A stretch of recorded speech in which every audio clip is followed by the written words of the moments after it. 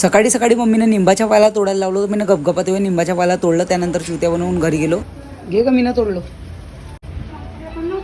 कोणी नाही, किती वरता हात पोचवलो मी ना तोडायला. तोडलं त्या कुणालनं पण मी ना श्रेय घेऊन घेतलं. त्यानंतर मी निघून गेलो. नागपूरमध्ये काम होतं, साला आईस्क्रीम बी पूर्ण पिघलली होती. त्यानंतरच माहिती नाही साला कुणाल याच्या बी पूर्ण फदाडा काम होता, ऐकतच नव्हते. त्यानंतर बाप्पा असा आईस्क्रीम खायला लागली आम्हाला पहिल्यांदा. हा तर लाजूकडी होता साला, नाही म्हणत होता ना, खबर खात होता साला, काही सुस्तीच नव्हती.